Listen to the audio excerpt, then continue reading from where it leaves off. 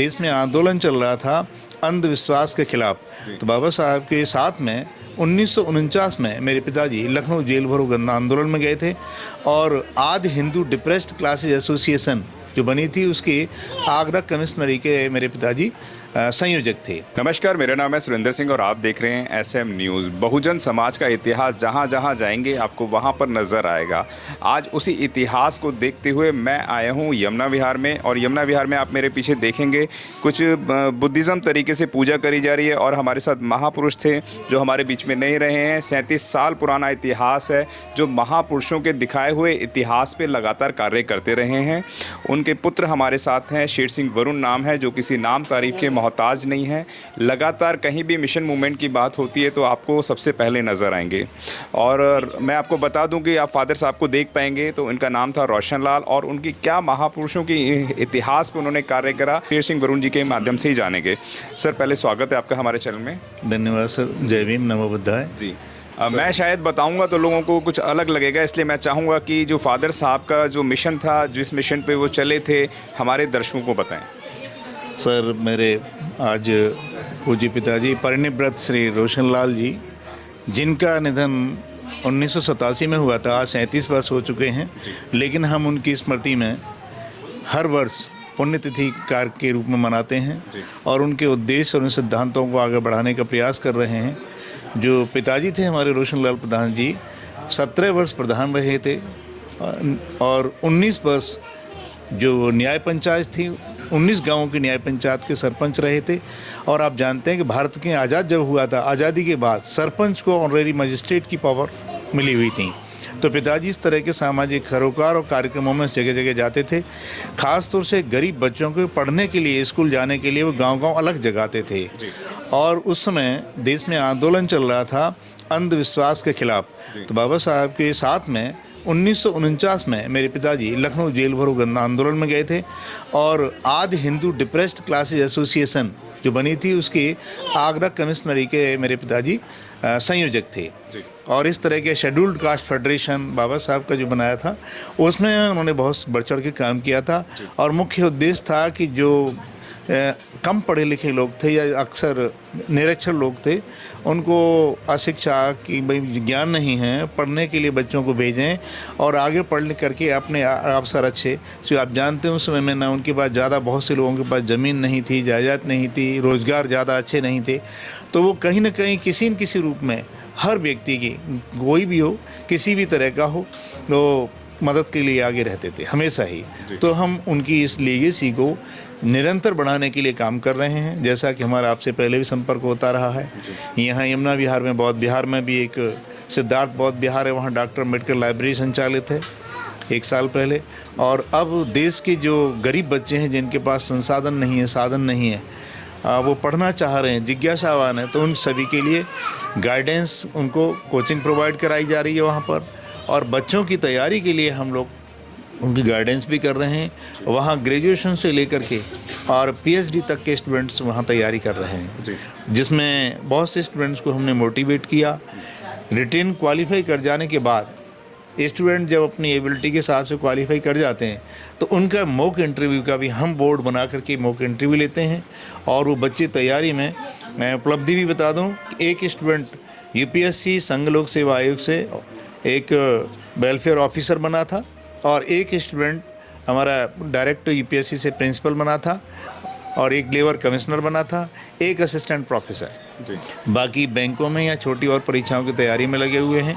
तो ये हम इन कामों को बढ़ाने के लिए जो हमारे पूर्वजों की प्रयास था या सोच थी, हम उसी लीगेसी को बढ़ाने के लिए हर क्षेत्र में, और ख़ास तौर से हमारा उद्देश्य शिक्षा और गरीब बच्चों का भला कैसे हो, इन पीढ़ियों का कैसे, तो हम इन्हीं चीज़ों को, उनके, ये भी हमारा एक मिशन है, तो हम उनके इन्हीं संकल्प को हम आज संकल्प के रूप में भी मनाते हैं कि हम उनकी इन चीज़ों को, लीगेसी को बढ़ाते रहेंगे, आगे चलते रहेंगे और जो दे पाएंगे। आज हमारे परिवारीजन सब इकट्ठे हुए हैं। हम भाई, बड़े भाई मेरे IIT दिल्ली से रिटायर हुए हैं।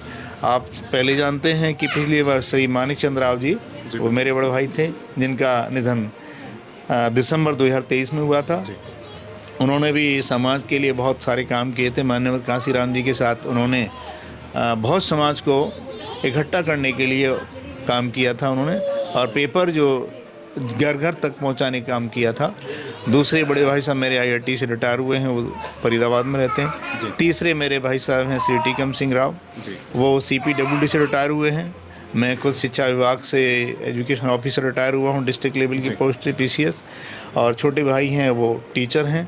तो हम सब मिलकर के, और प्रयास यही चल रहा है हमारा कि ये मिशन के रूप में हमारा उद्देश्य है और हमारा लक्ष्य है, और ये हम पर एक तरह कर्ज है, ये जिम्मेदारी है। इसलिए इसी के माध्यम से समाज में आप जब जाते होंगे तो एक मिशन और भी है साथियों का, लाइक माइंड लोगों मिशन पे। बाबा साहब की और रोशन लाल जी की ऊपर एक लाइन याद आ रही है, मैं चाहूँगा सभी दर्शकों के साथ भी वो साझा कर दें। कहते मैं निकला था अकेला, लोग जुड़ते गए और कारवां बन गया। जिस तरीके से बाबा साहब ने मिशन मूवमेंट को आगे बढ़ाया, उसके बाद काशीराम साहब ने आगे बढ़ाया, लेकिन रोशन लाल जैसे ऐसे हज़ारों दिए हैं जो दिए तो हुए, जिन्होंने बहुत घरों के अंदर रोशन करने का कार्य करा। उसी के पथ चिन्हों पर चलते हुए शेर सिंह वरुण जी हैं। यमुना विहार के अंदर एक बुद्ध विहार है, सिद्धार्थ बुद्ध विहार, वहाँ पे उन्होंने एक लाइब्रेरी का भी अनावरण करवाया और बड़े स्तर पे एक लाइब्रेरी बनाई जिसके अंदर IAS IPS डॉक्टर, इंजीनियर, वकील और तमाम तरीके की एजुकेशन ले सकते हैं। कंप्यूटर भी लगे हुए हैं। मैं खुद जाके वहाँ पर घूम कर आया था, मैंने खुद वहाँ पे विजिट करा था। तो आप समझिए कि बाबा साहब डॉक्टर BR अम्बेडकर ने आगरा की पृष्ठभूमि में कहा था कि पढ़े लिखे लोगों ने धोखा दिया है, लेकिन जब इस पढ़े लिखे लोग समझ गए, क्योंकि बाबा साहब ने 16 विद्यार्थियों को भी पढ़ने के लिए बाहर भेजा था, लेकिन वो भी कहीं ना कहीं TV और BB में मज़े में हैं, लेकिन बाकी के लोग जो समझ सके हैं वो आप समझिए कि पीढ़ी दर पीढ़ी वही कार्य करते हुए आ रही हैं। जिस तरीके से उन्होंने पूरे परिवार का विवरण दिया है, तो अपने स्तर पर अपने घर की जिम्मेवारियों को देखते हुए भी जहाँ पर जितना समय मिलता है वह उतना कार्य करते हैं। जो भी लोग इस वीडियो को देख रहे हैं वह भी बाबा साहब के मिशन को ना भूलें। जिस तरीके से अभी वरुण साहब ने बताया कि हमारी नैतिक जिम्मेवारी है, हम जो भी हैं आज बाबा साहब की वजह पे से हैं। आज हमारे शरीर पर जो भी कपड़े हैं वो भी बाबा साहब की वजह से हैं। हम लोग जो संसाधन इस्तेमाल कर रहे हैं वो भी बाबा साहब की वजह से कर रहे हैं। तो बाबा साहब का ऋण इस जन्म में पूरा नहीं होगा, लेकिन हम अपने स्तर पर कोशिश कर सकते हैं, क्योंकि हमारे से नीचे दबके बहुत सारे लोग हैं। हम उन लोगों को सपोर्ट करें। आप टाइम, टैलेंट, ट्रेजरी किसी भी तरीके से आप सपोर्ट कर सकते हैं। अगर आपके पास पैसा है तो आप पैसे से सपोर्ट कर सकते हैं। आपके अंदर कोई अच्छी प्रतिभा है तो आप उससे सपोर्ट कर सकते हैं। आप इन तीनों साधनों से आप किसी भी तरीके से आगे बढ़ा सकते हैं। क्या कहना चाहेंगे? आज बहुत सारे लोग घर के अंदर TV और BB में मस्त हो गए हैं। जो बड़े IAS IPS बड़े थे, डॉक्टर थे, आज भी वो कुत्ते घुमाने का काम करते हैं। बड़ी स्ट्रेट फॉरवर्ड बात है, मतलब कि मिशन मूवमेंट पे काम नहीं करते हैं। क्या कहना चाहेंगे उन लोगों के लिए? ये निश्चित रूप से वास्तव में आपने जो बात कही है, ये दुखती रग पर हाथ रखने जैसा है, वेदना का विषय है। ये बहुत सारे लोगों को इस बात की परवाह नहीं है। उन्हें जो मिला है, उन्हें इस बात को भूलना नहीं चाहिए कि उनकी देन आज ये कपड़ा है या रोटी है या जो उनका भवन है, हाँ, महंगे हवाई सफ़र कर रहे हैं, गाड़ियों में चल रहे हैं, ये सब बाबा साहब की देन है। बाबा साहब की लेखनी न चली होती, बड़े छोटे शब्दों में कहा जाए कि यदि बाबा न होते तो हम भी आज इस दशा में न होते। तो हमारा ये ऋण है, ये हम अगली पीढ़ियों को बताएं भी और समझाएं भी। तो उन लोगों को भी इस बात की परवाह करनी चाहिए कि भाई जो कुछ भी आपको मिला है आप उसके लिए खुद नहीं। देखिए, मेरा ये मानना है कि यदि मान लीजिए मैं बढ़ के बना हूँ तो एक अखबार पढ़ाने वाले का भी मैं धन्यवाद करता हूँ कि उस अखबार वाले ने अखबार समय पर ला के दिया था। एक दूध वाले ने, चूँकि हम मान लीजिए पढ़ रहे थे, तैयारी कर रहे थे और समय पर चाय के लिए दूध न हो और दूध वाला दूध दे रहा है, तो उसका भी धन्यवाद। गरीबी में जहाँ पर भी जिसने भी रास्ते में चलते हैं हमें कहीं भी किसी तरह का, तो वो जैसे हमारे पूज्य भिक्षुगण हैं, इनकी प्रेरणा हमारे लिए संदेश है, धम्म संदेश है। तो ये कहीं ना कहीं हमारे अकेले की ये बदौलत नहीं है, हमारी मेहनत में, हमारी कामयाबी में कहीं ना कहीं किसी न किसी रूप में बहुत लोगों का हाथ होता है। तो हमें ये नहीं भूलना चाहिए कि हम जैसे चले हैं, हम अकेले नहीं हैं, हमारे साथ में और लोग भी भारी संख्या में आने चाहिए। तो मैं यही कहता हूं कि भाई आपके पास यदि सेवा में हैं तो सेवा में रहते हुए समय निकालें। रिटायर हो गए तो रिटायर होने के बाद में लोगों के पास बहुत वक्त होता है और वो अपने बौद्धिक जीवन में जो उन्होंने हासिल किया है किसी न किसी रूप में बच्चों को पढ़ाएं और कोई सामाजिक शिक्षा दें, प्रबुद्ध बनाएं। दुनिया में जितना भी आप देख रहे हैं आज छोटी पीढ़ी है, मैं इस पर भी काम कर रहा हूं कि आज बहुत बच्चे ऐसे हैं, युवा पीढ़ी एग्रेसिव बहुत हो रही है। तो एग्रेशन से कैसे मुक्ति पाई जाए, इसके लिए मेरे आर्टिकल इंटरव्यू में छपते रहते हैं बहुत सारे अखबारों में। और ये इस तरह के कुछ मंच होते हैं, राष्ट्रीय स्तर के मंच, मैं उन पर भी जाता हूँ कि जैसे आप देख रहे हैं, आप रूस यूक्रेन का युद्ध चल रहा है ना? और अरब इज़राइल भी आप देख रहे हैं। तो ये देश में जो असंतुलन है, ये जो असंतुलन की स्थिति क्या है कि ये वर्चस्व की लड़ाई है, संघर्ष वर्चस्व का है।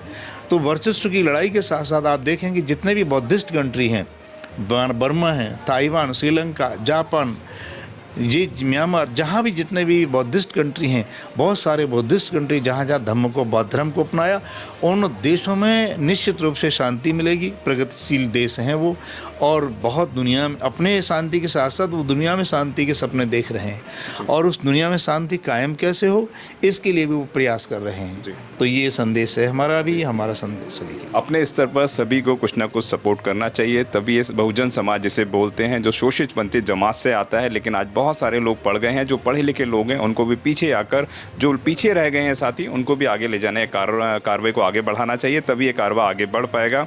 शेर सिंह बरुण लगातार इसी कार्रवाई पर लगे रहते हैं, अपने स्तर पर जहाँ जैसा हो पाता है वैसा करते हैं। बहुत बहुत धन्यवाद सर का आपका, जो आपने समय दिया और इस विषय पर बात करी। Thank you. अगर आपने अभी तक हमारा चैनल सब्सक्राइब नहीं किया है तो सब्सक्राइब करें और घंटी का बटन बिल्कुल भी दबाना ना भूलें, ताकि सभी लेटेस्ट खबरें पहुंच सकें आप पे सबसे पहले।